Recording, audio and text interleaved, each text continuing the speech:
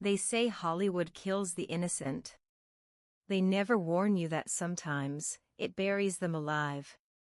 I'm leaving this behind because when I vanish, truly vanish this time, I need the truth to exist somewhere outside his reach. My name is Sophia. 6 months ago, the world watched me die.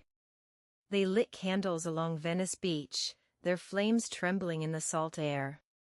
Bouquets wilted outside the Chateau Marmont, stacked beneath my photograph like offerings to a ghost.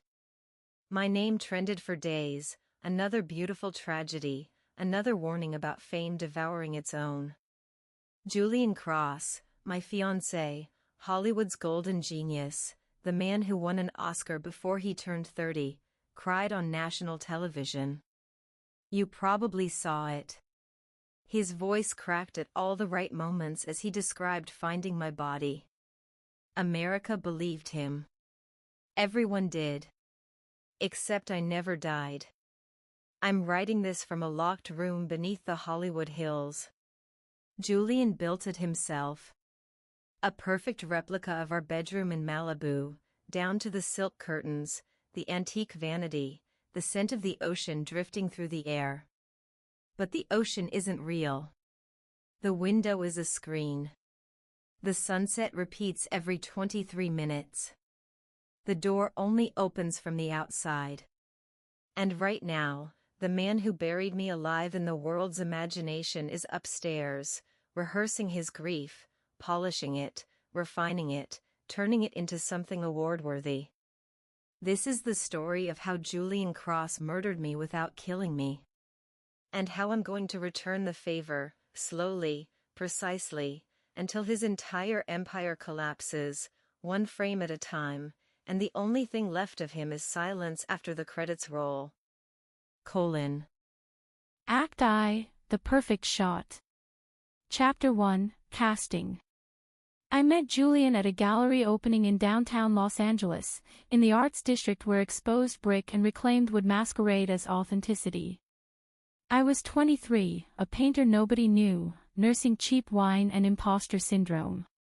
He was 32, fresh off his Sundance triumph, surrounded by people who laughed too loud at everything he said. "You're standing in front of my favorite piece," he said, appearing beside me like he'd been edited into the scene.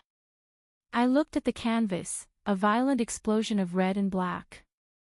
It's angry. It's honest. His eyes, ice blue and intense, fixed on mine.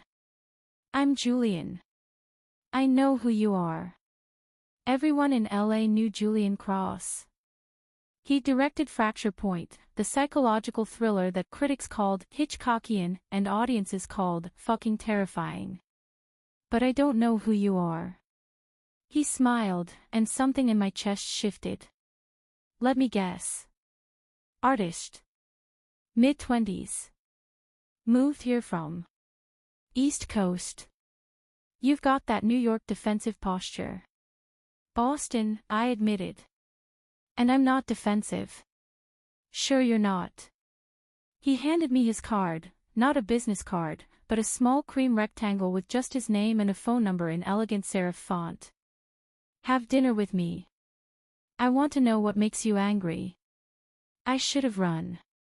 Instead, I texted him that night. Within 3 months, I'd moved into his glass palace in Malibu, the one with floor-to-ceiling windows overlooking the ocean. Within 6 months, I'd stopped painting.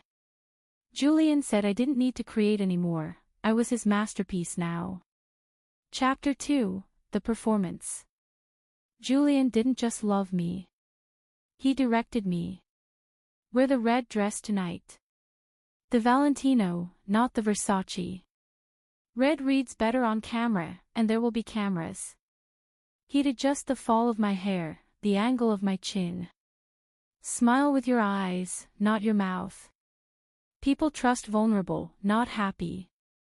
At first, I thought he was helping me navigate the brutal social choreography of Hollywood. Julian knew everyone, producers, actors, tech billionaires who funded vanity projects. His parties at the Malibu house attracted people who made decisions that changed lives. I was the beautiful mystery on his arm, the muse he'd discovered in obscurity. Tell the story about Boston, he'd whisper before introducing me to a studio head. The one about your mother. Make it hurt a little. I performed. God help me, I performed beautifully. He proposed on the beach in Santa Monica, at sunset, with a photographer hidden in the rocks. The ring was a vintage emerald, more interesting than a diamond, more you, and the proposal went viral. Vanity Fair ran a feature, Julian Cross and his mysterious muse. But mysteries, I learned, are only compelling when the audience doesn't have all the answers. Julian began to worry I was becoming too known, too defined. You're losing your edge, he told me one night, reviewing photos from a gala at LACMA.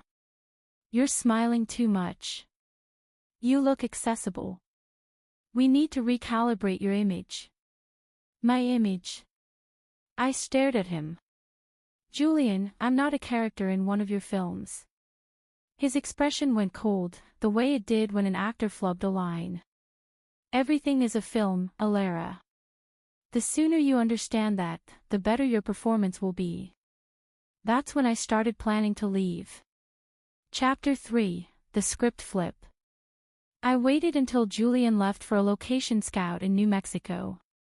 I packed one bag, clothes, laptop, my mother's wedding ring, the only painting I'd hidden from him. I called my friend Marin, who'd been my roommate before Julian. I'm coming to stay with you, I said. Just for a few weeks while I figure things out. Thank God. Marin's relief was palpable through the phone. We've all been worried about you. You disappeared. I'd almost made it to the door when I heard his voice. Leaving so soon. Julian stood in the entryway, still in his airport clothes. Behind him stood another man I'd seen before, Silas Cade, Julian's editor, the quiet genius who turned raw footage into narrative magic. The scout was cancelled, Julian said softly. Funny how that happened right after you booked a car to LAX. My blood went cold. You're tracking my phone. I track everything. He stepped closer. Do you know how many actresses would kill for the exposure you've gotten? The life I've given you. And you're going to throw it away because what? You're bored. You miss painting. I miss being real. Real? Julian laughed, a sound like breaking glass. Sweetheart, you stopped being real the moment you said yes to dinner. You're a character now. My character. And I'm not done writing your story. Silas moved behind me, blocking the door. What are you doing? My voice shook. Julian's smile was gentle, almost loving. Giving you a better arc. Every great story needs a tragic ending before the resurrection. Don't worry, I've planned every frame. The needle bit my neck before I could scream. Act 2, The Cutting Room. Chapter 4, The Set. I woke up in our bedroom. Same cream walls, same scent of jasmine from the diffuser, same silk sheets. For a moment, I thought I'd dreamed it all, the escape attempt, Julian's cold fury, the needle. Then I saw the window. The view was perfect. Too perfect. The waves hit the shore in exactly the same rhythm, the sun hung at exactly the same angle. A seagull crossed the frame in an identical arc for the third time. It was a loop. A recording. I ran to the door. Locked. I screamed until my throat bled, pounded until my fists bruised. Nothing. The room was soundproofed, hermetically sealed. A speaker crackled to life. Good morning, beautiful. Julian's voice, warm and familiar. I know you're confused. Let me explain. You had a breakdown, Alara. The pressure of our engagement, your family history with mental illness, it became too much. Last night, you took pills and walked into the ocean at Malibu. They found your shoes on the beach. Your note in our bedroom. You're insane, I whispered. No, sweetheart. I'm a director. And this? This is your best role yet. The world is mourning you. I'm mourning you. You've never been more beloved, more perfect. And up here, in the real world, I get to preserve that perfection. You'll never age, never disappoint, never leave me. You're exactly what I made you, forever. The speaker went silent. I was dead to the world. And the world believed it. Chapter 5, The Editor's Gift. Days blurred. Maybe weeks. The room had no clock, and the screen window showed the same eternal sunset. Food appeared through a slot in the door, chef-prepared meals from Nobu, from Providence, all my favorites. Julian's voice filled the silence with monologues about his grief, his process, his plans for a documentary about our love story. Then Silas came. The door opened, and he stood there, lean and dark-haired, holding a tablet. I'm not here to hurt you, he said quietly. I'm here to give you the truth. The truth. I backed away. You helped him do this. I did. No apology in his voice. But I also believe you deserve to see what you're missing. He set the tablet on the bed. On the screen, a live feed, Julian's house, the real one, upstairs. I watched Julian in his living room, the massive windows I knew so well. He was being interviewed by the Hollywood Reporter, tears sliding down his sculpted face. She was my everything, he said. I blame myself. The pressure I put on her, the exposure, I should have protected her better. The interviewer, a woman I recognized, touched his hand sympathetically. As the interview ended, Julian walked the woman out. Then he made a call. Come over. He's gone. 20 minutes later, Marin arrived. My best friend. She wore one of my dresses, the green one Julian loved. I watched them kiss in the doorway. Watched him lead her to our bedroom, the real one. Watched my entire world invert. Why are you showing me this? I asked Silas, voice dead. Because Julian's victory is incomplete without your suffering. He wants you to see that he's won. That everyone you loved has moved on. Silas paused. But I want you to see something else. I want you to see the performance he doesn't know anyone's recording. He tapped the screen. A different feed appeared, Julian alone in his office, talking to himself. Week 3 of the Sophia Project. Subject is responding well to isolation. Next phase, introduce the surveillance feeds, let her see Marin. The betrayal will break her faster than confinement. He smiled at the camera. Silas thinks he's helping me, but he's just another tool. Once this experiment concludes, I'll have the definitive study of psychological breakdown. I'll direct the film version myself. He's recording everything, I breathed. This whole thing is, what? Research. A competition. Silas's eyes were dark. Between him and me. He thinks he's studying you. But I'm studying both of you. The question is, who breaks first? You or Julian when his perfect control starts to slip? And you're just going to watch? No. Silas handed me the tablet. I'm going to give you tools. This house, your prison, is a smart home. Everything connected. Lights, speakers, locks, cameras. Julian built it to control you. But every system has an administrator password. And I'm the one who set it up. He told me the password. Then he left. The door locked behind him, but I didn't feel trapped anymore. I felt armed. Act 3, the final cut. Chapter 6, the broadcast. It took me 2 days to hack into the house system. Silas was right, Julian's smart home was sophisticated, but it was designed to be controlled, not defended. Once I was in, I had access to everything. Lights. Temperature. Security cameras. Speakers. And Julian's private files. Years of director's notes. Recordings of him manipulating me, scripting my responses, analyzing my reactions. Videos of him coaching Marin on what to say to me, how to gain my trust. Emails to Silas outlining behavioral experiments he wanted to run. I listened to one recording, dated 3 days after we met. Subject shows high susceptibility to validation, Julian's voice noted. Father abandoned family when she was 8. Mother critical, emotionally distant. She's desperate for approval. I can use that. 3 months until full control. 6 months until complete dependency. I'd been a lab rat from the beginning. Every intimate moment, every confession, every time I trusted him, it was data. I didn't cry. I smiled. Because Julian had made one critical mistake.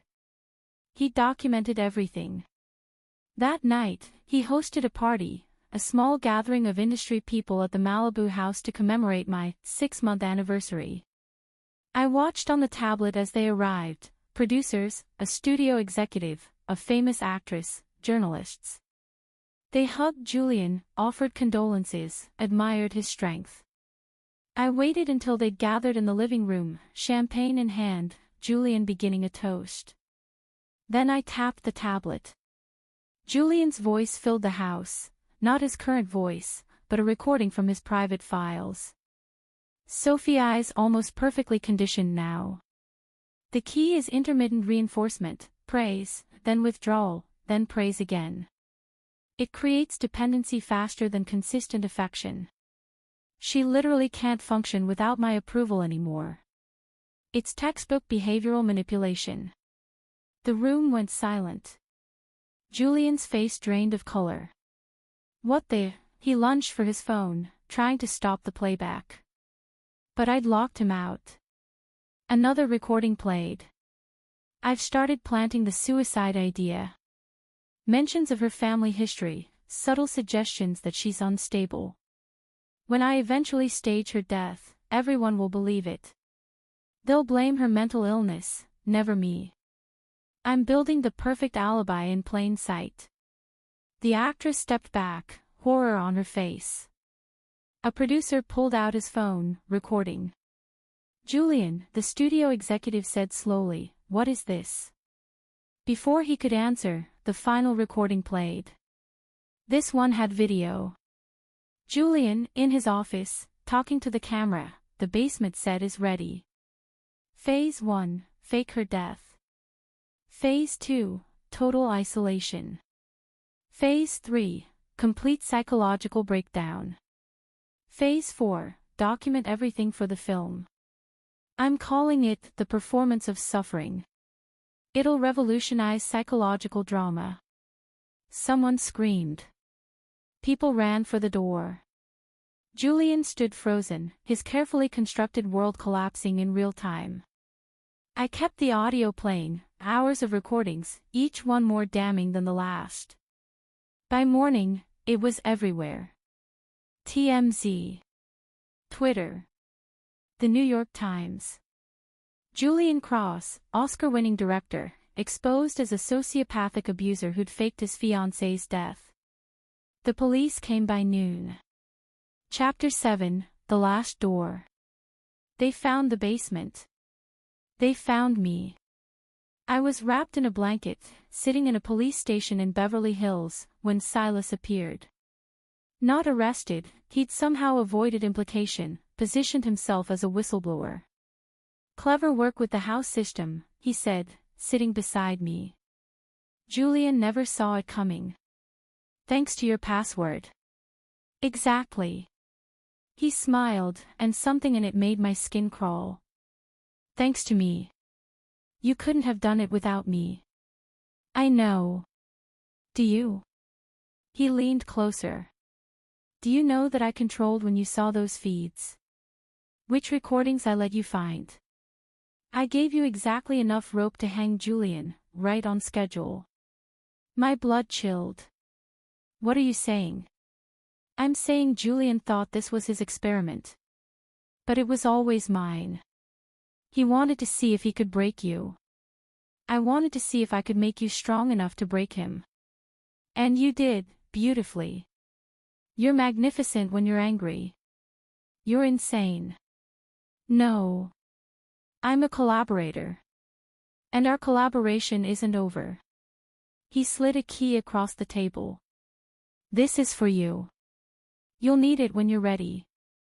Ready for what? To leave the police protection. To start over.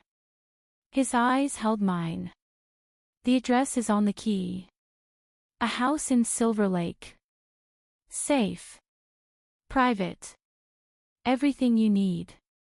I looked at the key. A small, brass thing with an address engraved on it, 2847 Redcliffe Drive. Why would I go anywhere with you? Because I saved you. Because I gave you justice. Because you're realizing right now that you have nowhere else to go. Mourn betrayed you, your family's 3,000 miles away, and every friend you had was Julian's first. He stood. The house is yours, whenever you want it. No strings. He left. I sat there, the key burning in my palm. Epilogue, the next frame. It's been 3 weeks since Julian's arrest. He's awaiting trial, looking gaunt and orange, his beauty finally cracking. Mourn issued a public apology I didn't read. The world wants interviews, a book deal, a movie. I said no to all of it.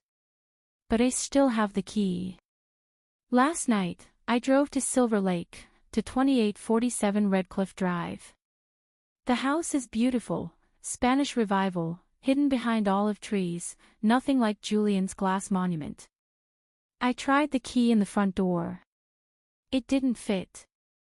I walked around the property and found another door, a side entrance half hidden by jasmine. The key slid in perfectly. The door opened into a living room. On the wall, a massive screen was already on, showing a live feed. Of me. Standing in the doorway. Watching myself on screen. Beside the screen, a note in Silas's handwriting. Welcome home, Alara.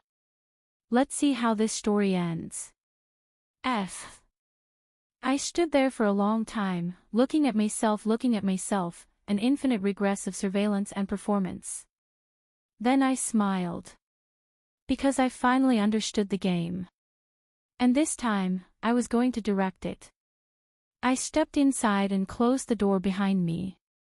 The screen went dark. The next frame was mine to write.